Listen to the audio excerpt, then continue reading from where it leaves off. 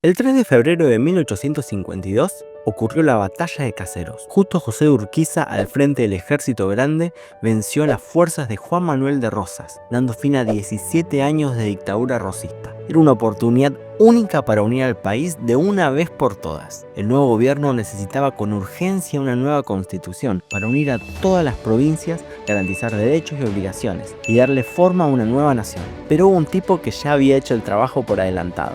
Su nombre era Juan Bautista Alberdi. Pero ¿quién fue este crack que escribió las bases de la Constitución mientras otros estaban más ocupados tirándose flechas o declarando guerras? ¿Quién fue este sujeto que influyó en el pensamiento político no solo de la Argentina, sino de todo el mundo, aún a día de hoy? Esto es Corta y al Pie, segmento del canal donde vamos a dar un breve repaso por la vida de personajes destacados, para que de manera entretenida podamos salir un poco más informados. Hoy hablamos de Juan Bautista Alberdi, el padre de la Constitución.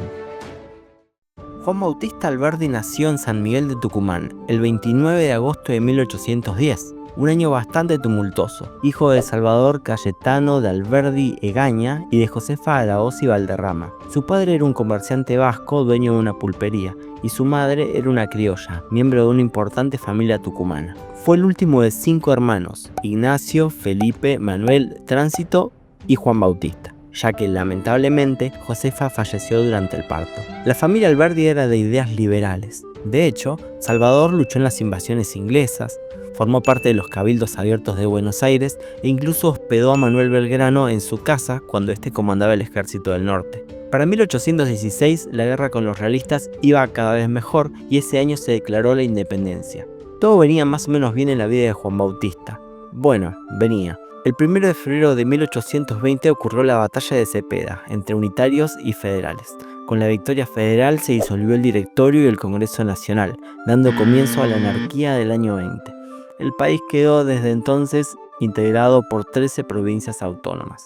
En 1822 Salvador falleció, por lo que Juanba, de tan solo 11 años, quedó a cuidado de sus hermanos. En 1823 su tío Bernabé Araoz es ejecutado por el gobernador López. López, quien también era pariente suyo, se preocupó por su educación y por medio de su hermano Felipe lo envió a estudiar a Buenos Aires. En 1824 Juan Bautista llegó a Buenos Aires y comenzó a estudiar en el Colegio de Ciencias Morales, actual Nacional de Buenos Aires.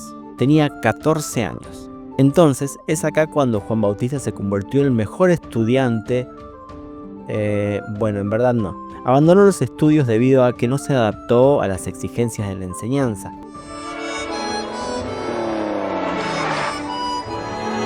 Y pensar que logré todo esto después de salirme del 4º año de primaria. Se acabó, me voy de aquí. Lo que sí desarrolló fue un buen gusto natural por la música, una de sus mayores pasiones. Mientras tanto comenzó a trabajar en un comercio enfrente del colegio, a la vez que siguió estudiando latín. Dado que veía a sus excompañeros diariamente, pronto se arrepintió, retomando los estudios en 1827. En el colegio establece una fuerte amistad con Miguel Cané, el padre del autor de Juvenilia. En 1830, el primer gobierno de Rosas cierra el Colegio de Ciencias Morales. También hace quema de libros y persigue opositores, pero eso lo veremos luego. Sin escuela, Juan Bautista es invitado por su amigo Miguel Cané a la casa de su abuelo, Mariano Andrade, un fan de la música, pero también lector de Jeremy Bentham y de Benjamin Constant. Terminados sus estudios preliminares, comienza la carrera de Derecho, cursando en el Departamento de Jurisprudencia de la Universidad de Buenos Aires. Entonces es acá cuando se convierte en... aquí tampoco. Digamos que Juan era un poco lerdo para el estudio. Prefería leer por su cuenta autores como Etienne de Condillac, Antoine de Tracy y Jean Rousseau, y se declararía fanático de las ruinas de Palmira, de Volney. Lo que también hizo fue dedicarse a la música. Compuso obras de piano, guitarra y flauta para sus amigos. En 1832 escribió su primer libro, El espíritu de la música. En 1834 viajó a su provincia natal, deteniéndose en Córdoba para rendir exámenes y obteniendo el título de bachiller en leyes, que no es lo mismo que abogado.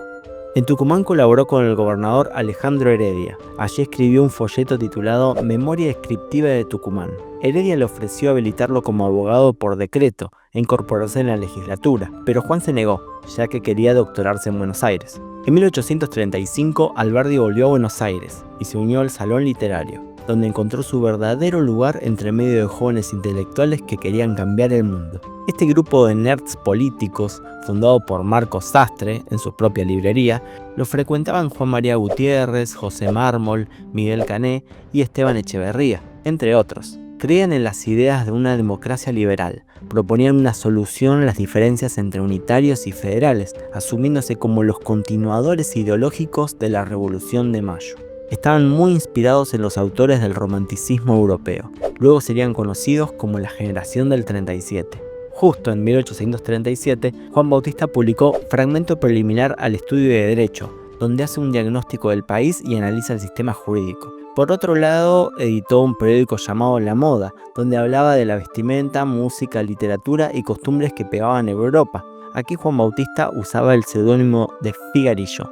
En esa época, Juan Bautista alquilaba una habitación a medias con Juan María Gutiérrez en la casa de Mariquita Sánchez de Thompson, una referente de la cultura rioplatense. También allí solía dar minués musicales en sus tertulias. A toda esta época, Juan Bautista la recuerda como su vida frívola. Pero no todo eran rosas. Bueno, sí, literalmente Juan Manuel de Rosas. El régimen del gobernador de Buenos Aires no toleraba las críticas. En 1838, Alberdi se negó a prestar juramento al régimen rosista. Esto lo dejaba a un paso de ser un salvaje unitario, y cuando te opones a un gobierno que tiene por lema Federación o Muerte, las cosas solo pueden complicarse. La Mazorca, fuerza parapolicial que reprimía a sus enemigos, lo tenía en la mira. El Salón Literario se disolvió, varios de sus miembros debieron exiliarse. Antes de irse, formaron una asociación liberal llamada La Joven Argentina, confiando sus estatutos a Alberdi. Alberdi se exilió en Montevideo, dejaba en la Argentina a su amante Petrona y un hijo no reconocido, Manuel. Apenas deja la orilla, Juan Bautista se quita la divisa punzó y la echa al agua, entre risas de amigos y viajeros. No volvería a pisar su tierra por más de 40 años. En Uruguay, Juan Bautista, de 28 años, trabaja un poco como asesor legal, aunque él no era abogado aún, y sobre todo como periodista. Aquí escribe en contra de Rosas, apoya la intervención francesa al Río de la Plata, se dedica, en sus palabras, a servir la causa de su libertad desde el extranjero. Escribe principalmente en los diarios El Iniciador y El Nacional, propiedad de Andrés Lamas y su amigo Miguel Cané, exiliado desde 1835. En el anonimato, Juan Bautista traería a la banda oriental a Manuel, su hijo, y a su madre, y se haría cargo de ellos en la medida de lo posible. Uruguay estaba lleno de exiliados, unitarios, rivadavianos, antirrosistas o simples rechazantes del régimen que se vivía en Buenos Aires. En este caldo de cultivo forman la Asociación de Mayo para propagar las ideas liberales, criticar a los unitarios y publican el dogma que trajo de Buenos Aires. Juan Bautista se gana muchas críticas, pero las ideas empiezan a calar hondo. En la banda oriental también escribe obras satíricas contra el régimen y los caudillos, como El Gigante Amapolas y la Revolución de Mayo. Juan propone al general Lavalle como el líder de un ejército libertador, formado por antirrosistas argentinos, uruguayos colorados y franceses. En 1840 las fuerzas de Lavalle atacan desde Entre Ríos, y aunque comienza bien, son derrotados poco a poco, y sus aliados son capturados. Para 1841, Lavalle muere en campaña en el norte, y Francia firma un acuerdo con Rosas, levantando el bloqueo. La oportunidad de derrocar al restaurador se había esfumado. En 1843, las fuerzas de Rosas entran en Montevideo. Alberdi y Gutiérrez se disfrazan de marineros franceses y cruzan el Atlántico hasta Italia. Alberdi tenía 33 años. Recorre Génova, Turín, Ginebra, pero su destino final es París. Queda deslumbrado por el tren y el progreso. Aquí conocerá personalmente al general Don José de San Martín, pero su exilio lo lleva a un estado depresivo y decide volver a América. Juan Bautista llega a Chile en abril de 1844. Pasará 10 años tras la cordillera. Chile es el nuevo refugio de los detractores de Rosas, y mientras espera que se valide su título de abogado, Juan escribe en el periódico El Mercurio, trabaja como redactor en La Gaceta, en Santiago, trabajará como municipal en Concepción y en algunos estudios jurídicos de Valparaíso. En 1846 abre su propio estudio.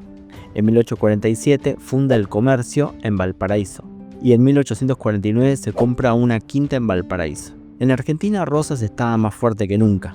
Para 1850 vence un segundo bloqueo francés e inglés. También vence a sus enemigos correntinos y Montevideo está a punto de decaer definitivamente.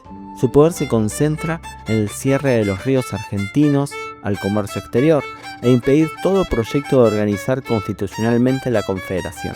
En 1851, Justo José de Urquiza, el caudillo entrerriano, se pronuncia contra Rosas y une a sus opositores. Se alía con Brasil y el gobierno uruguayo. Urquiza vence en Santa Fe y avanza a Buenos Aires. A este ejército se sumaron muchas caras conocidas, Bartolomé Mitre y Domingo Faustino Sarmiento, entre otros. Pero Alberdi decide quedarse y esperar en Chile. El 3 de febrero de 1852, el ejército grande vence en la batalla de Caseros. Rosas dimitió y se exilió en una fragata inglesa. Juan Bautista aprovechó su tiempo para estudiar la Constitución de Estados Unidos. Al enterarse de la derrota de Rosas, comenzó un rally frenético de escritura. En solo pocas semanas publicó su obra máxima, Bases y puntos de partida para la organización política de la República Argentina, editada en mayo de ese año, que luego complementaría con una propuesta de constitución. Le envió una copia a Cané, Mitre y Gutiérrez, y luego una a Urquiza, nombrado en ese entonces como director provisorio de la Confederación. Juan Bautista usaría de referencia la Constitución de 1826 y la de Estados Unidos. El entrerriano diría que la obra no ha podido ser escrita en mejor oportunidad. En 1853 publicó Elementos de Derecho Público Provincial Argentino, para complementar bases. El Congreso Constituyente se conformó en Santa Fe, con su amigo Gutiérrez entre los redactores, y tras un par de cambios, y casi un total copy-paste del libro de Alberdi, se sancionaría la Constitución en 1853. Ahora, ¿de qué hablaba el libro de Juan Bautista? Alberdi toma nota del estado actual del territorio y los antecedentes, así como cosas que había que cambiar. Había que terminar con las rivalidades provinciales, y para eso había que conectar todo el país por tierra y ríos. Había que mejorar el transporte, alentar el comercio libre interno y con el exterior, y sobre todo había que poblar. Argentina estaba vacía y desconectada entre sí.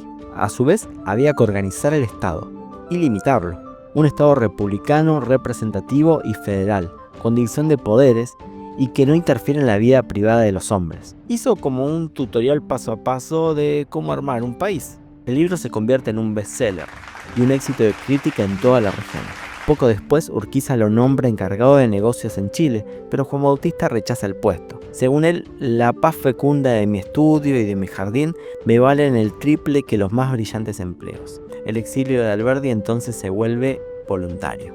Claro que no todos están de acuerdo con todo. El 31 de mayo de 1852, 14 provincias, incluyendo Buenos Aires, habían firmado el Acuerdo de San Nicolás, pero finalmente Buenos Aires lo rechazó.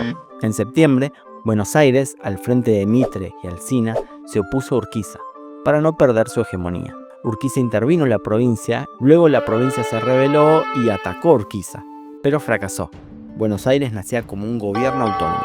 De aquí, todas las provincias menos Buenos Aires apoyaron la Constitución y conformaron la nueva Confederación Argentina. En 1854, Urquiza sería nombrado presidente de la Confederación. Previo a eso, y como buen argentino, Alberdi discutió con Sarmiento, porque, claro, si no discutías con Sarmiento, no eras un intelectual en el siglo XIX. Por entonces, Sarmiento había vuelto a Chile. Tenía diferencias con el nuevo gobierno y publicó un libro contra Urquiza, describiéndolo como un nuevo Rosas. Junto con el libro le manda una carta a Alberdi. Lo manda a guardar silencio, le dice que es un huidor, que no se la bancaba en las guerras verdaderas y lo acusa de defender a Urquiza. En respuesta, en las cartas quillotanas, publicadas por Alberdi, acusa a Sarmiento de ser solo un boletinero que apenas sirvió en la guerra. Lo llama caudillo de la pluma y de apoyar el separatismo porteño. Sarmiento le contesta en la publicación de las 101, lo llama abogadillo y templador de pianos, apoya a los porteños con tal de oponerse a Urquiza. Cada uno irá agraviando al otro en términos cada vez más personales hasta que la disputa se fue diluyendo. Repito lo que dije en otro video, algo tenía Sarmiento, no puede ser que se llevara mal con todo el mundo. El 9 de julio de 1854, aniversario de la independencia, Alberdi recibe una comisión de Urquiza. Lo necesita en Europa, consiguiendo el reconocimiento de Francia, Gran Bretaña y España del gobierno de Paraná, capital de la Confederación, cosa que la segregación de Buenos Aires ponía en duda. Antes de irse, publica Sistema Económico y Rentístico de la Confederación Argentina, obra clave en el desarrollo económico y político liberal. En él escribiría máximas como: el que no cree en la libertad como fuente de riqueza, ni merece ser libre, ni sabe ser rico. También publica Integridad Nacional de la República, el rechazo a la segregación porteña. En abril de 1855, luego de ordenar sus asuntos, parte de Valparaíso. Llega en mayo a Estados Unidos y se entrevista con el presidente Pierce. En julio llega a Inglaterra y lo recibe el ministro Clarendon, de Relaciones Exteriores. En Francia se entrevistará con Napoleón III y en 1859 firmará un tratado con Isabel II, reconociendo definitivamente la independencia argentina. Las gestiones de Alberti también se concentran en llevar los trenes y la inmigración europea educada y laboriosa, ya que, como lo dejó claro en Bases, gobernar es poblar. Traigamos de fuera sus elementos ya formados y preparados. La población es la medida exacta de la capacidad de nuestros gobiernos. Alberti tuvo un par de cruces con Mariano Balcarce, que estaba duplicando su trabajo, pero representando al gobierno porteño. En 1857, Juan Bautista se reencuentra con su hijo, Manuel. Comparte unos meses con él y Juan Bautista lo orienta a educarse en comercio en Versalles. Al año, Manuel abandona y regresa a Argentina. El 23 de octubre de 1859, la Confederación vence en la batalla de Cepeda al estado de Buenos Aires, que finalmente se unifica. Pero el 17 de septiembre de 1861, Mitre derrota a Urquiza en la batalla de Pavón. Un conflicto que será revisado por muchos como una entrega de poder. En 1862, Mitre asume como presidente y despide a Alberti de su cargo, por su conocida postura a favor de Urquiza y en contra de la hegemonía porteña. El Estado argentino le adeuda 2 años de sueldo que se niega a pagar. Juan Bautista diría que el mitrismo es el rosismo cambiado de traje. Alberti debió quedarse en París. Sus ingresos se reducen a lo que recibe del alquiler de su quinta de Chile. Pasará allí los próximos 17 años. En 1864, Argentina, Uruguay y el Imperio de Brasil se unen y combaten militarmente a Paraguay en la guerra de la Triple Alianza. Desde Francia, Juan se opone al conflicto. Denuncia al gobierno de Mitre, al Imperio de Brasil y apoya a Paraguay. No es por hippie o pacifista. Juan Bautista ataca a la prensa oficialista argentina que sostenía que era necesario llevar la libertad al Paraguay. No apoya la dictadura paraguaya, pero acusa a la Triple Alianza de llevar adelante una guerra a semejanza de las viejas guerras de caudillos. La guerra termina con la derrota y casi destrucción del Paraguay, pero también resulta muy negativa para el país. Juan Bautista los acusa duramente de hacer una guerra de despoblamiento y empobrecimiento. Han hecho desaparecer 50.000 argentinos. Han devastado el Paraguay. La prensa porteña lo acusa de traidor y conspirador contra Mitre, pagado por el Paraguay. Pero Alberti ya estaba acostumbrado a esas denuncias. Que le digan traidor le daba igual. En 1872 publica El crimen de la guerra. Protesta contra el militarismo y la idolatría que se hacía hacia él, consumiendo las riquezas del país y su población. También publica Grandes y pequeños hombres del Plata, donde da su opinión cruda de varios personajes argentinos: Belgrano, San Martín, Rosas, Sarmiento, Urquiza y Mitre. El libro le pega especialmente a Mitre. En 1879, bajo la presidencia de Avellaneda, Juan Bautista regresó a su país. Tenía 69 años. Esta vez volvía con un cargo público. Ahora es el diputado electo por Tucumán. Para su sorpresa, su antiguo contrincante, Domingo Faustino Sarmiento, expresidente y ahora ministro del Interior, lo recibe con un abrazo. Según diría, con su regreso iba a poder discutir, y cuanto más elevada sea la discusión, todos saldríamos ganando. Para Alberti, el país es todo novedad, con industria, el ferrocarril y la inmigración creciente. En el país, la figura de Roca se consolida como sucesor de Avellaneda, pero la interna con Buenos Aires se calentaba otra vez. El gobernador Carlos Tejedor se oponía a federalizar la ciudad para no perder la aduana y sus típicos privilegios, y empezó a armar militarmente la provincia. Tejedor se subleva, dando lugar a la Revolución de 1880. Avellaneda traslada el Congreso fuera de la ciudad, pero Alberti, dudoso, permaneció en Buenos Aires. El conflicto terminó en el enfrentamiento de los Corrales, tras una mediación diplomática. Tejedor renunció y Alberti quedó en la vereda porteña del conflicto. Su actitud vacilante le costará la banca en el Congreso. Ya sin cargo, Alberti da temporalmente unos cursos en la Facultad de Derecho, donde lo nombran miembro honorario, con el aplauso de toda la facultad.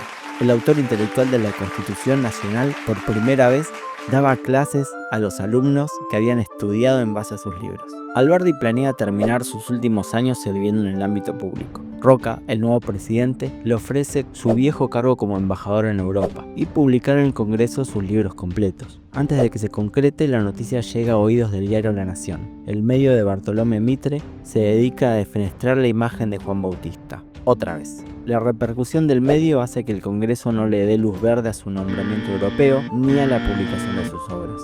En 1881, Alberdi, ya mal de salud, viaja a Europa. Acepta una misión comercial en el Reino Unido y luego se instala en Francia. Roca lo designa como embajador en Chile, pero ya su salud no le permite viajar.